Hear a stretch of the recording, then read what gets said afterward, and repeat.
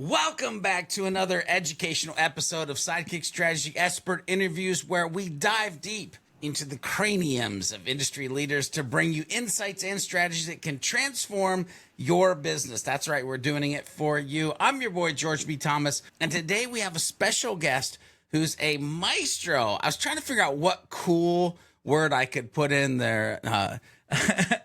And in the world of data analysis reporting within one of the most influential platforms in the marketing and sales world, I'm going to give it a pause. I think most people can guess. Of course, HubSpot. Which other platform do you think I was going to say? And joining us today is Nakul Kadaba. I'm just going to say Nakul from here on out, but who manages a North American customer success team at HubSpot and was formerly a strategic consultant in their professional service organization, who carved a niche anyway, for himself by leveraging data to drive decision-making processes in organizations.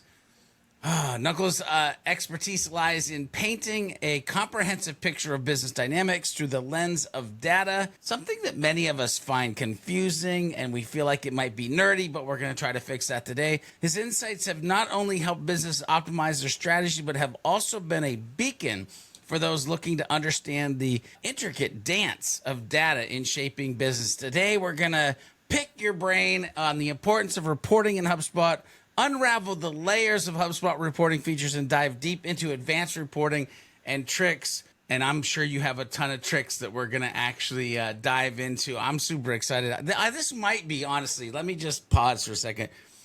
This might be about one of the most selfish episodes that I've ever created, just to be able to download your brain on some of this stuff.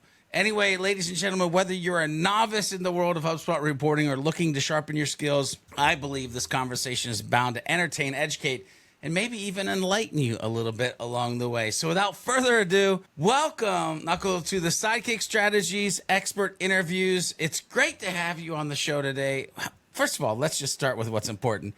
How the heck are you today? I'm good. Hey, George. Thanks for having me. Admittedly, I actually am a little nervous. So I'm glad I actually dressed up for this, because you gave me a really phenomenal intro. So I hope I can live up to it. I think you're going to do great. I love the fact that you dressed up a little bit. It's funny, earlier today, somebody asked me if today was dress down day. I said every day is dress down day for George V. Thomas. So I don't know what to tell you. Yeah. But let's go ahead and dive into the good stuff. Let's get the education rolling, because I have the sneaking suspicion that there's going to be a plethora of information that we're going to be able to provide over the next, hopefully, 40 to 45 minutes. And so let's go ahead and do this. First, let's start with, can you explain why reporting is a critical component for businesses using especially HubSpot, and how kind of it I say can, I want to use the word should, but I'll stick with the word can,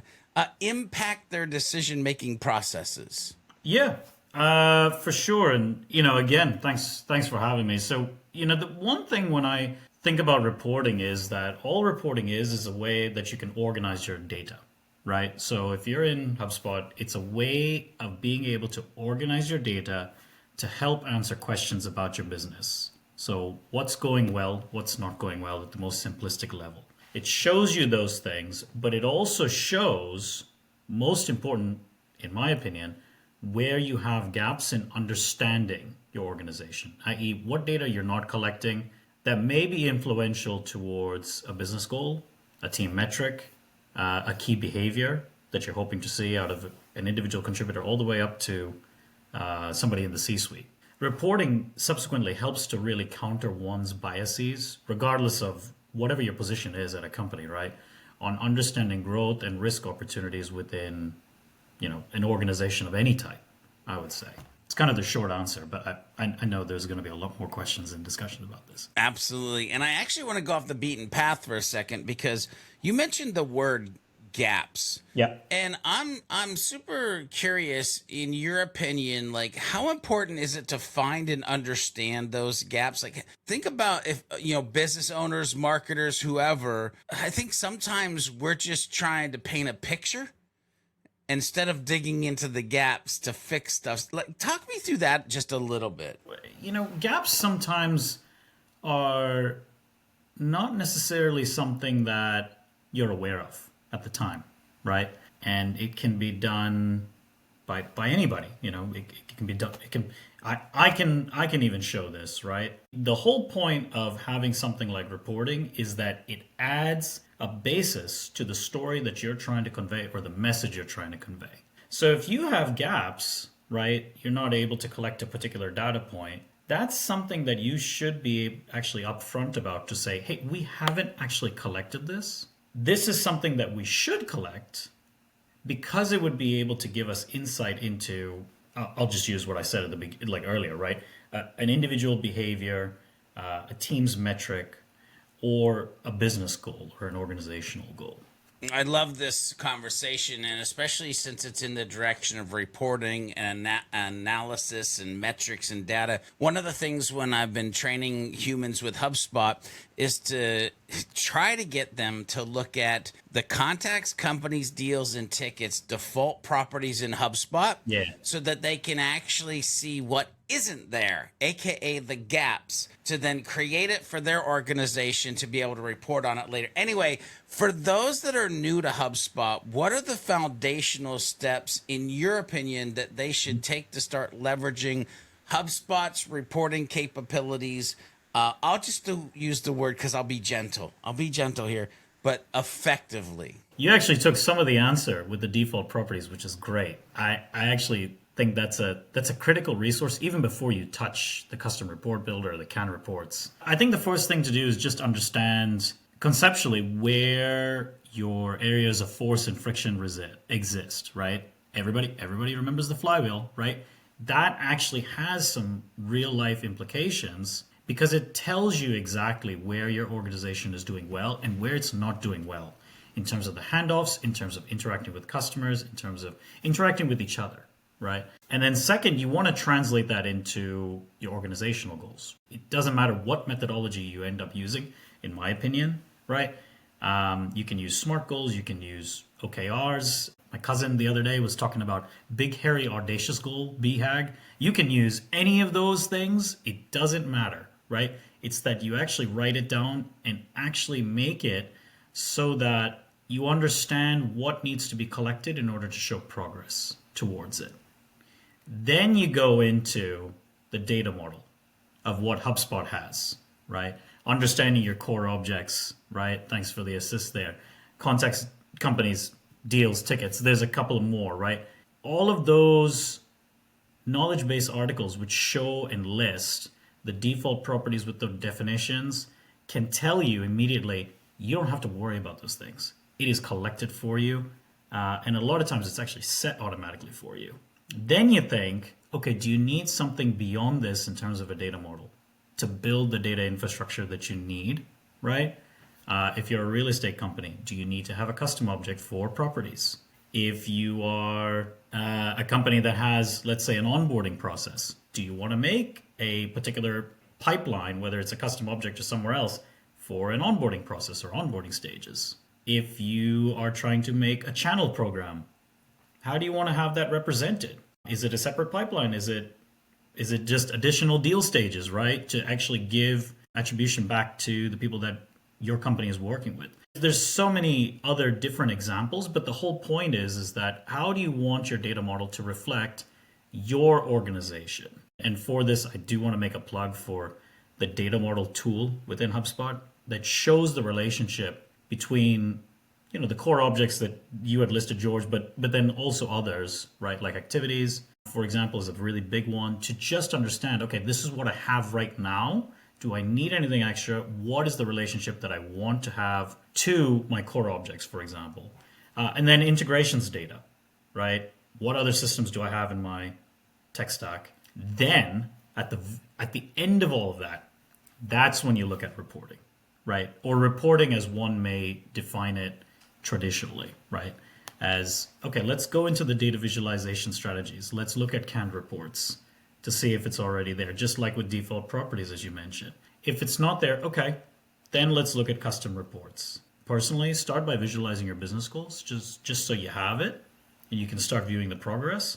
And then you can follow it with supporting metrics, behaviors, to then show how is everything adding up to each other. But then it comes back to that first question we were talking about, right? Where are the gaps? What's missing? What are we doing well? Then you can start actually iteratively improving from there.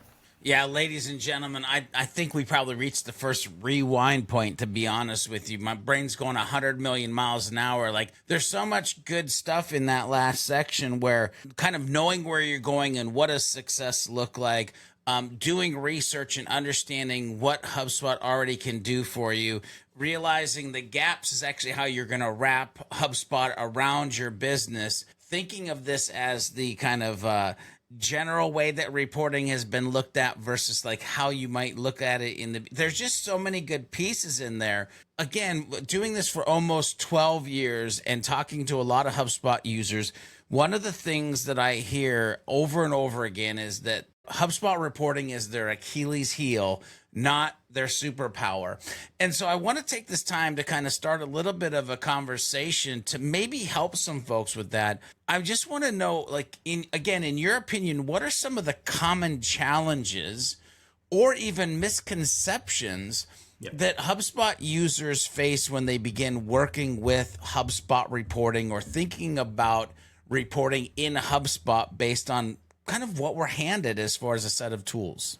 Yeah, the short answer is I think a lot of users think that they have to do more work than what's already laid out for them. A really easy example is just looking at the canned reports that you do have available, right, based on your subscription, right, and not realizing that a lot of what you may actually need is already there. You may have to edit it in terms of filters and looking at specific time periods and setting specific properties, but it's basically there.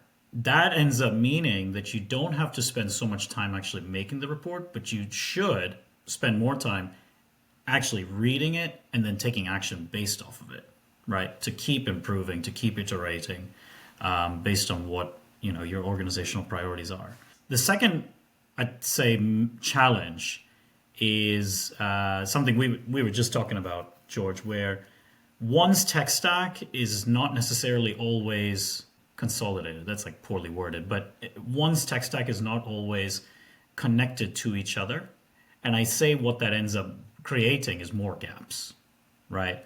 Where if you are using a particular external system, or maybe one of your teams are, and your front office teams, or your RevOps team or whatever it is using HubSpot, for example, but there's no connection between it, that's a huge gap that you're not really able to collect, even if it means that you're reporting in just the other system, but they're connected.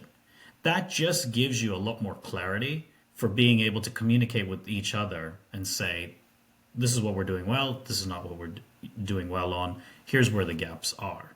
There's a lot more things with regards to visualizations, but if you don't have those things down, you got to really stop, because you can't really touch much of the visualization tool because you're not going to realize all the benefits of it, I would argue. I love this.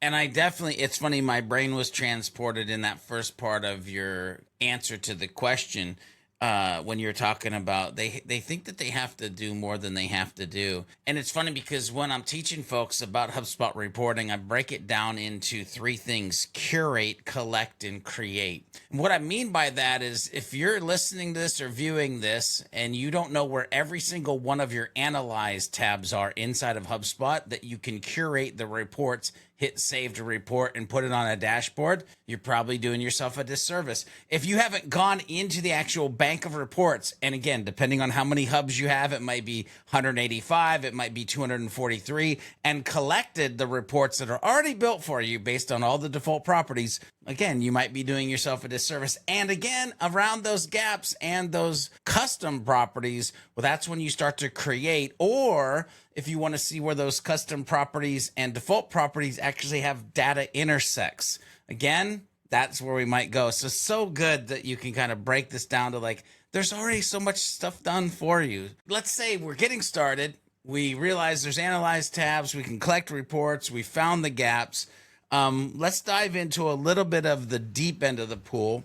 So, yeah, I like the idea, the analogy of the pool. So can you dive into some of the advanced reporting features in HubSpot that users may not fully be utilizing? Because you kind of teased out, like, if you don't have that, then don't even, but like, what are some of those advanced pieces that people kind of maybe aren't utilizing? I would look at some of the canned reports, but not in the report library, to really start off, because it's a good starting place for anyone at the C-suite to really start aligning together and start outlining a set of behaviors that they'd like to see their teams do in order to interact with each other and contribute to an organization. So traffic analytics is a very easy one. It's advanced in the sense of the insights that it provides, but it's very simple and easy to access, because it's that first spot for any leadership team to really understand, hey, what's the return on my website? How much traffic am I getting? How many net new contacts am I creating? How many customers am I getting from that? It goes deeper into sources by original source, web pages of interest, countries. If you're a globally focused company, device type. There's a couple of others. The counterpart to that, especially for sales leaders, I would say, is sales analytics. There's a great tool in there that provides a lot of those easy tools and easy reports for sales leaders to quickly apply, filter, and then add to their dashboards for forecasting purposes, retrospective meetings on why we lost particular deals, how many deals we've lost, right? Where they need to strengthen their sales motion, what they need to keep doing. Doesn't always have to be negative, right? It can be positive too, because that's a good feedback loop to really keep going to other teams and say, hey, we need to keep doing this, we need to stop doing this, or we need to slow down on this. The overarching message, right, that I think you're getting at, and I know I'm getting at, right, George, is you want the reporting to spur some action that you do have available, right? The last thing I'm going to say for advanced reporting features is going to be some of the more prescriptive reports, such as multi-touch revenue attribution, customer journey analytics. Those are the things that are really going to give you a complete picture, rather than say, I want to just look at one spot here in terms of this team's going to concentrate more on this team's going to concentrate more on this. Multi-touch revenue attribution and customer journey analytics, I would say together, really could interest everyone in a marketing, sales, service, probably even operations organization, to be able to say, how am I going to attribute all the revenue I'm getting? And then subsequently, where are they falling off to not get there, to respectively tie to the two? Because then you can use that to start really driving some real change in your organization, and you're using a report to actually show it. So good, so good.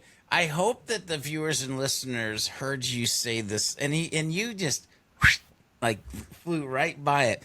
But this idea of aligning behaviors. And I'm super curious. I want people to think about, how many times do you show up at work in the morning and say to yourself, what can I do today to align the behaviors of my team? I'd love too that you dove into kind of these core concepts of like traffic analytics, sales analytics. By the way, I have to give sales analytics its props, because it was one of the first tools that actually added in the About This Report tab and a description, because it realized, HubSpot being realized that just because you're a sales rep or a sales manager doesn't mean you're a sales reporter, and you might want to know the context of the thing that you're actually supposed to be good at based on the data that you're looking at. So that was super dope that they did that. Also, I would be remiss if I didn't say you've written some articles around some of these concepts, and I'm pretty sure you wrote one around customer journey mapping, and we'll make sure that we put that in the show notes so people can dive in a little bit deeper as well. Attribution, ladies and gentlemen, if you're not paying attention to that, then again, disservice to you, your team, and what you're doing moving forward. But then, before I ask this next question, and it's gotta be, always gotta be. And if it's a punch in the face, I apologize. But all of what we're talking about today is about being able to see the thing that gives you insight to then drive to an action.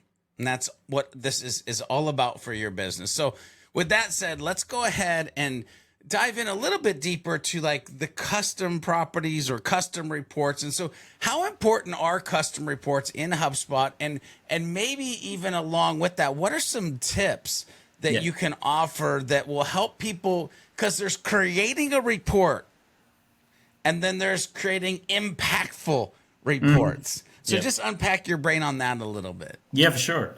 So the short answer of how important custom reports are in HubSpot, the short answer is extremely. So just like we, want users to customize the CRM instance to be specific to their organizational model, it should relate to your visualization as well, how you're going to visualize it.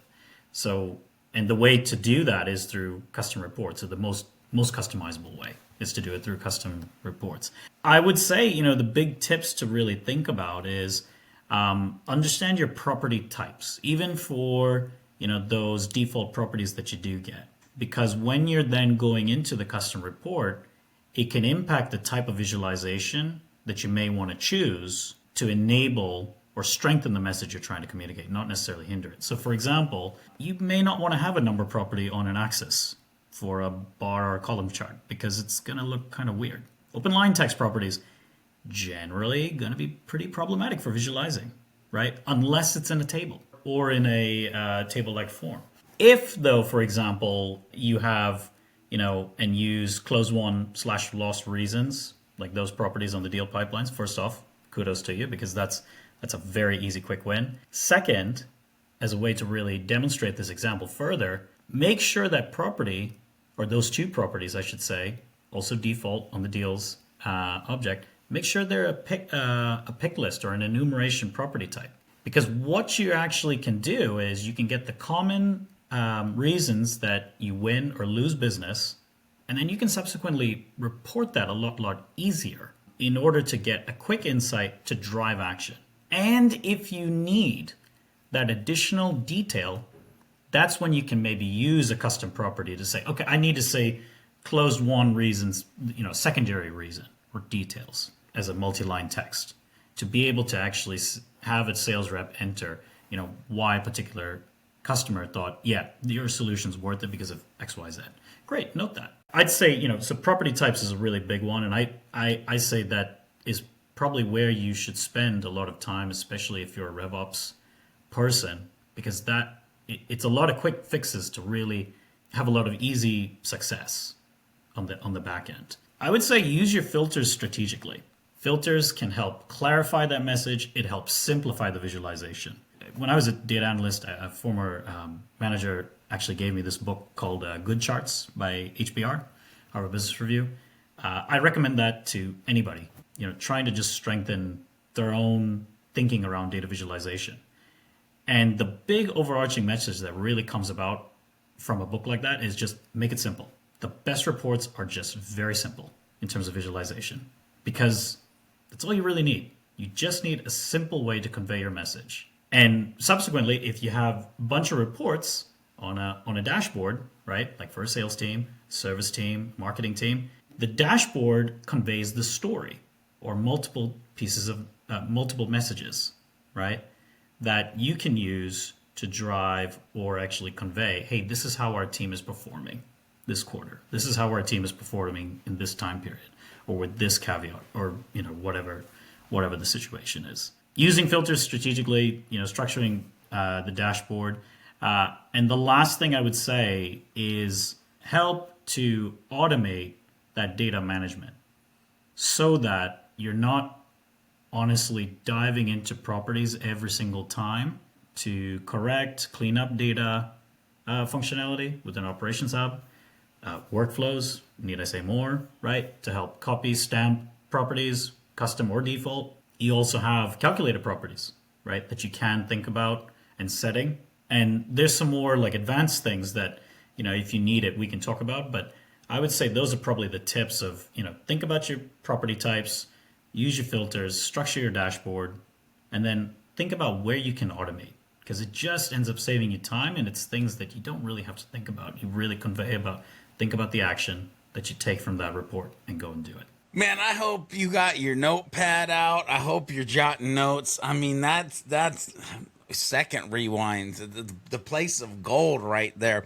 I mean, there's a couple things, all of it, by the way. I just, yes, double click on plus, up, vote, whatever, all of it. There's a couple things that you said that really rang into my brain where I'm like, ooh, simplify the visualization. It's always a superpower if you can simplify the complex. And we have to realize that while we might be the people who can create the report, making it simple for mere mortal human beings to then understand it, but especially when you added this layer in there, you said storytelling, and I was like, oh my God, like I've never asked anybody, are you being a storyteller when you're building your dashboards? But immediately that changes the way, because here's what I usually see.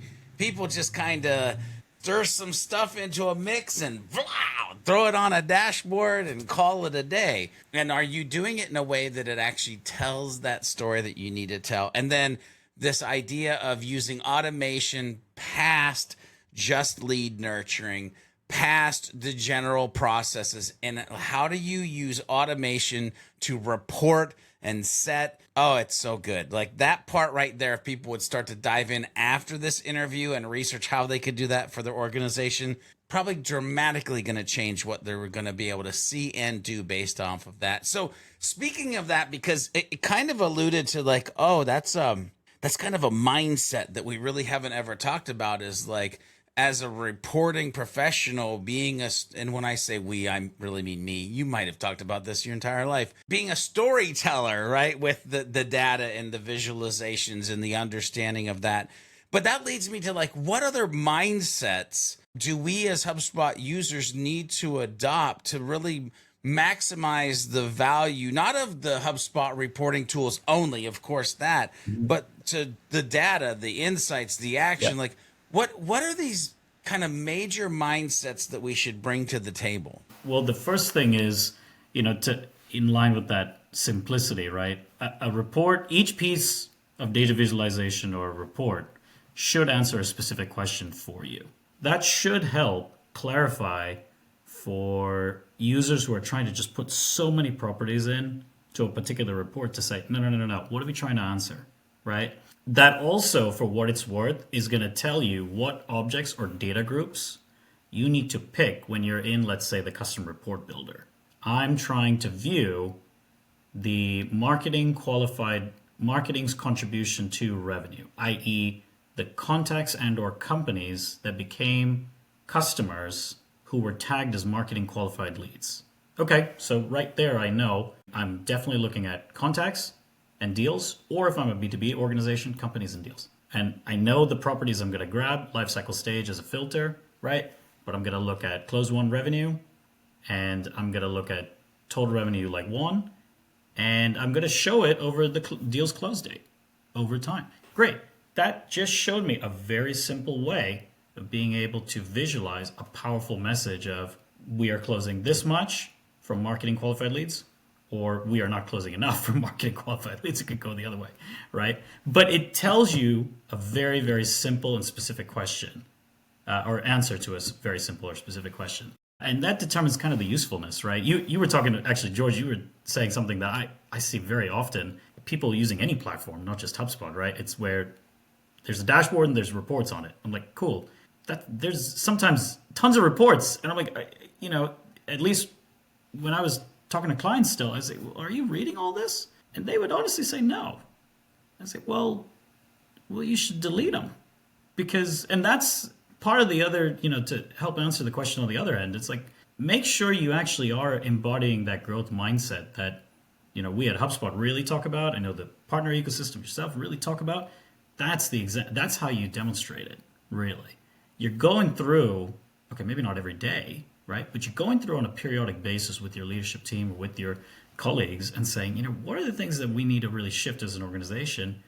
If an organizational goal has shifted, okay, what does that mean for reporting? Do we delete things? Do we add things? Okay, great.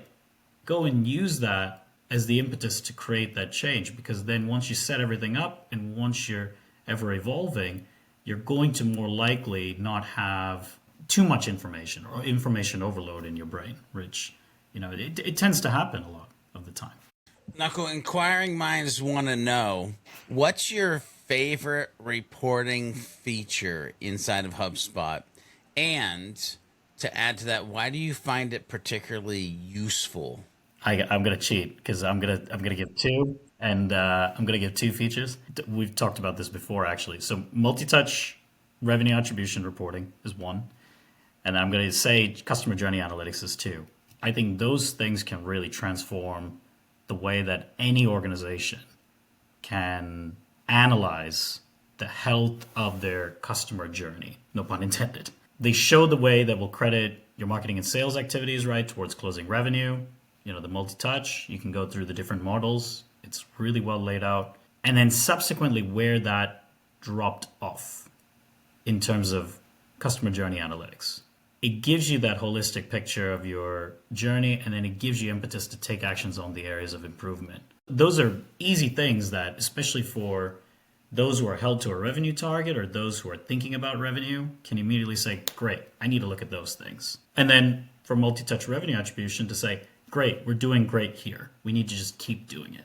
It's interesting. I almost want to say I want to do an interview with you based on that answer. I almost want to do an interview with you again in like 3 to 6 months and have you come back and see if it's the beta AI reporting assistant, because that's something that I have my eye on where I'm like, and what is that actually going to help us do? Anyway, not why we're here. We might have to do a take two of this in the future and talk about that. But let's dive back into this. What do most, and we say people, obviously we're talking about HubSpot users, get wrong about HubSpot reporting, and how can they correct these misunderstandings? And how do you think users can overcome the challenges that make most of this HubSpot reporting experience somewhat, maybe a little dicey sometimes? I mean, the biggest challenges I'm hearing, right, is again just really not understanding that data model and then thinking that, well, this is all I have, so this is what I have to work in.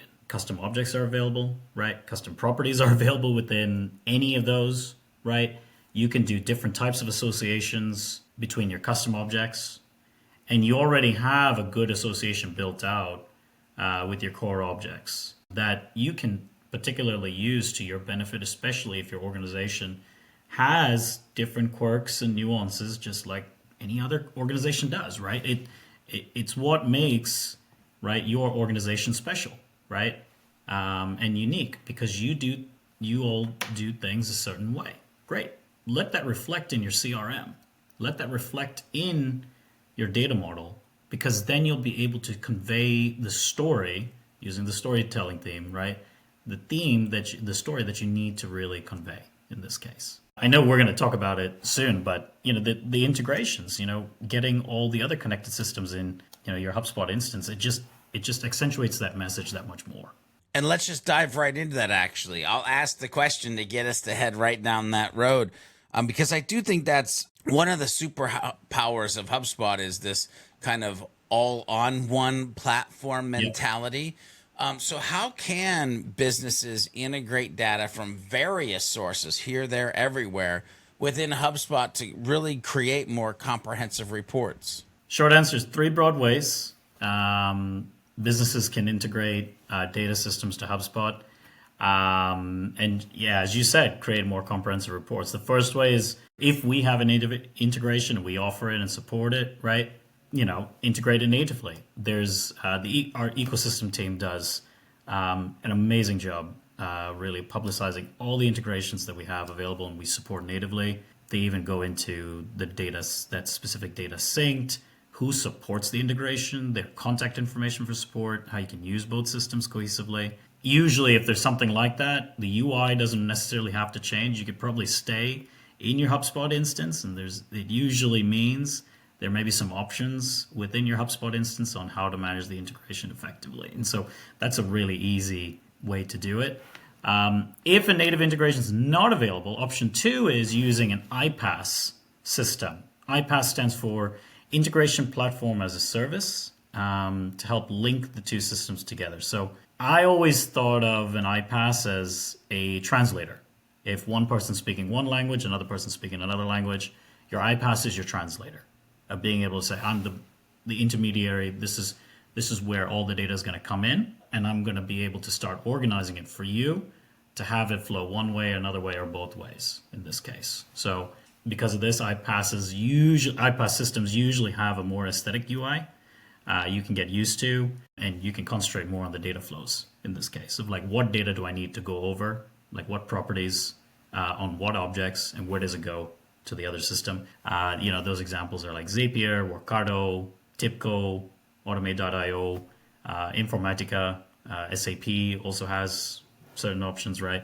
There are tons and tons more, that I can't even get to here because there are too many. Finally, no native or iPaaS options available to link systems. A custom integration is that third method that you can look into to connect both systems together. When you think custom, it means that you likely need a developer resource in order to complete this because you're starting from scratch, right? You're creating a connection between two systems, from nothing, really. You also need, for what it's worth, that other system to have capabilities to connect to HubSpot. So, for example, do they have open APIs, right, in order to actually connect to HubSpot?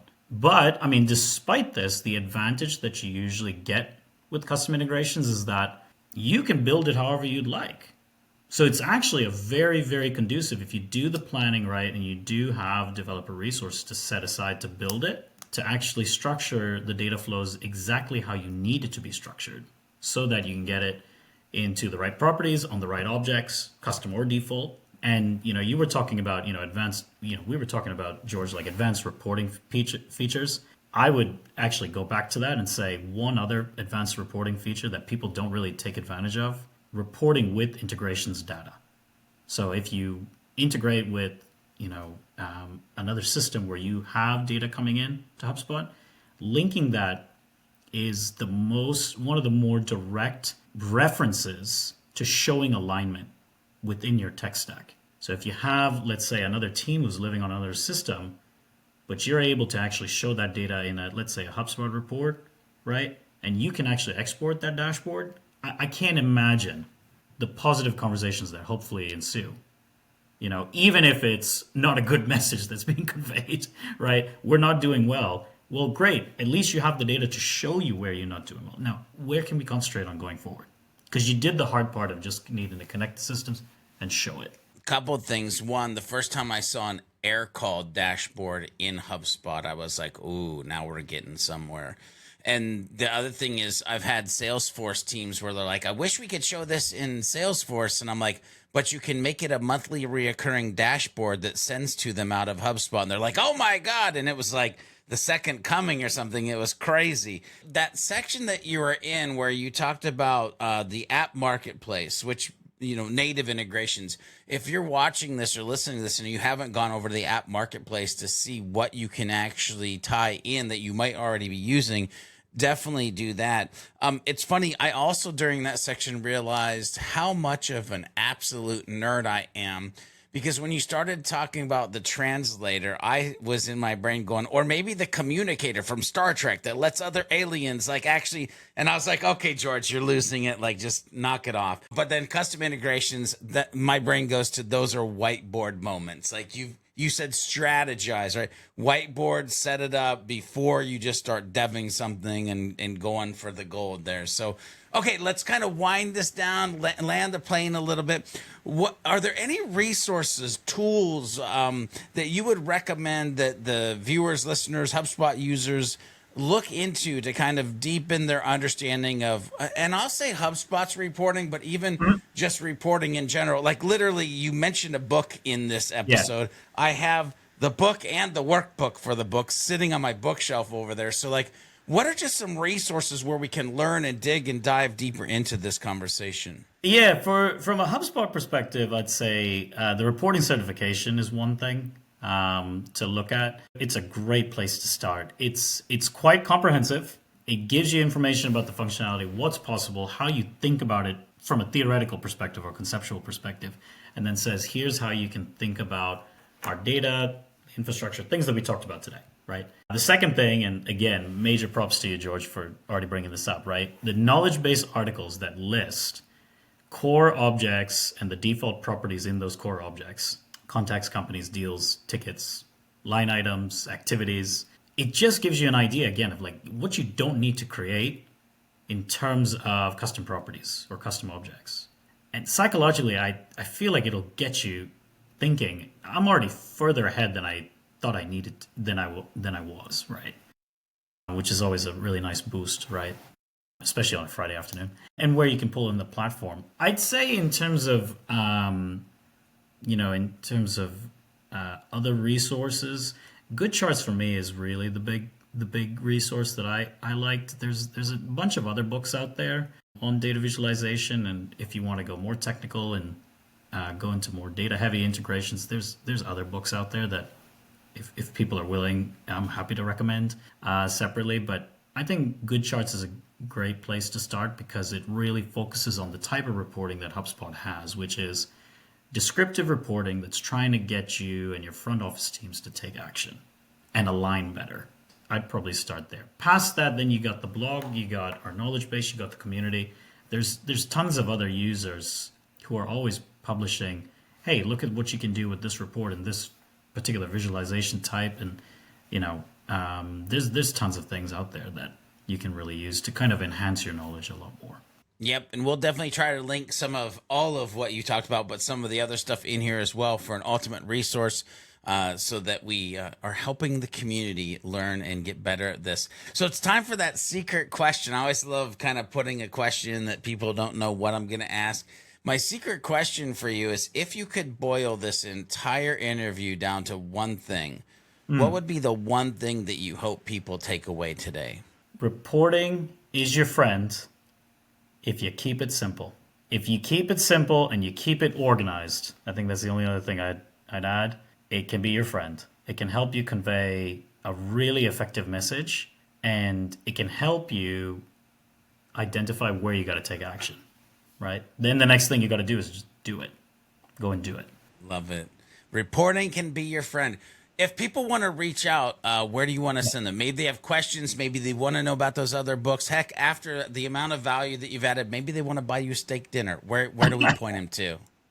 You can reach out. Feel free to reach out to me on LinkedIn. I'm always trying to share more resources around data management, infrastructure visualization, with my network. I'm really happy to connect with others and just point them in the right direction. If not, give them the answer if I have it. Get them moving in their day-to-day. So I know, George, you and I always are starting to geek out a lot more. So I'm hoping that, we'll have a lot more really cool conversations about this stuff. Absolutely. In the future, we will be doing some different things, talking about all of this, because it's just a piece that people have a difficult time with. But ladies and gentlemen, that wraps it up for today. This insightful, educational, entertaining, edutainment, I don't know, we'll see, Sidekick Strategy Expert Interview. A huge thanks again for joining us, Nakul, for joining us today, for sharing your deep knowledge and expertise of HubSpot reporting. Viewers, I hope you found this conversation as educational, possibly inspiring as much as I did. The amount of times we mentioned insight and action, I mean, let's go. Whether you're just starting out with HubSpot or looking to elevate your reporting game, there's always something else we can be learning, by the way, always something else we can be implementing. So dive into those resources. And when you think there isn't, by the way, this is just a little gotcha.